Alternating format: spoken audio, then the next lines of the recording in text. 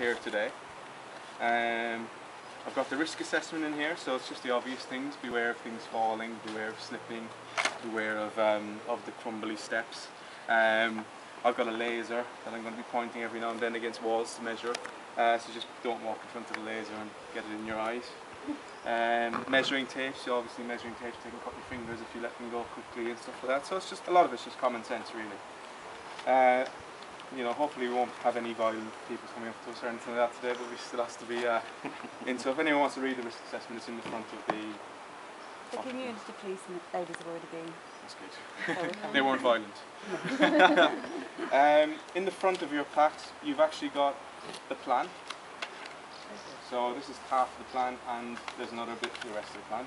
So it's just about legible, so maybe the younger people might be able to Just read. wondering if the stones relate to it. Well, that's what we're going to try and do. Yeah, that'll be one of the exercises we try and do and see what relates to. So the first thing I want people to do is actually get these plans that I've got here. And there's quite a few of them in here, but try and use them sparingly because there's a few things I want to put in them. So maybe if your project manager, either me or Imogen, gives people a task of drawing on not the exact location of the headstones, but just an idea of where they are along your side of the wall. And then what we can do is we can number them. So for example, the left side, call it L1, so we start at the bottom, L1, L2, L3, L4. So then we know exactly what you're taking a picture of, what you're drawing and what you're measuring in.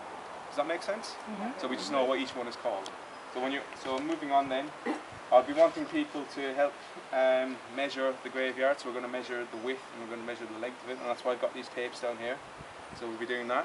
And we'll be marking it on this plan again just to show the exact length of it. And what we'll do is we'll try and convert meters to feet at some point and see how long the original graveyard was and show it on the here. If we have time, which we mightn't have today, is actually measuring where all of these grave markers are. But we might have to do that another time, maybe tomorrow. We can do that, and I'm sure Imogen can show you how to do that, and I can. Basically, it's quite easy. You got your vanadium down. Moving on to the photograph. So as you can see, I've got quite a lot of these in here, so you mess up. Next is the digital photo record sheet. So I want someone in the group to look after the camera. So probably an older person in the group. Sorry girls. And I want them then to have an assistant who's going to write in exactly what we're taking pictures of. So what you'll write in is you'll write the frame number, which is the number of the picture. So we start at 1.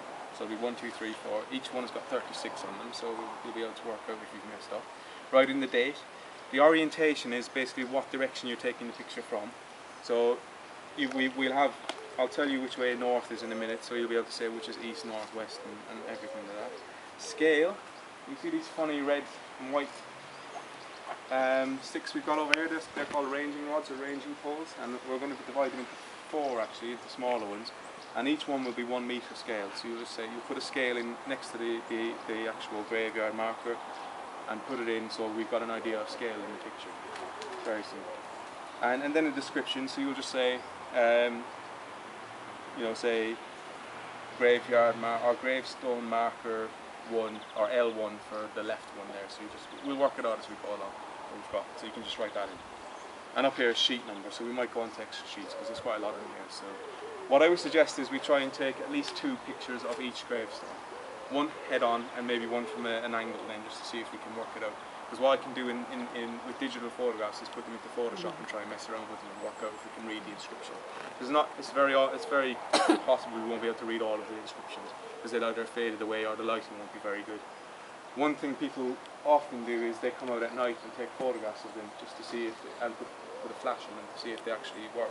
The another thing is that people get mirrors and try and shine direct sunlight onto them from an angle and try and work it out if they can see it that way. But unless anyone's got a mirror or a compact with them today, we won't be doing that. John? Right on. No. These are the graveyard recording forms, so someone else is going to be looking after these. I've got all clipboards and pens and everything, so we've got everything we need. So again, just fill in. Everything is kind of explanatory. You can draw a little, you can write the inscription. So on the front of it there's the person recording form, so we just fill in about the person, the details. And we would have to name them as L1, L2, the same. Yes. So what I'll have here is we've got memorial number. Right, so you'll write it. See that. Yeah. Sorry. So you'll have an inscription, and then again you'll have a sketch. So you're going to draw a sketch of it, just an idea. So maybe the children might want to do that or whatever. And we can get it that way. So again, myself and Imogen will describe exactly what you need to put in here if you've got any questions.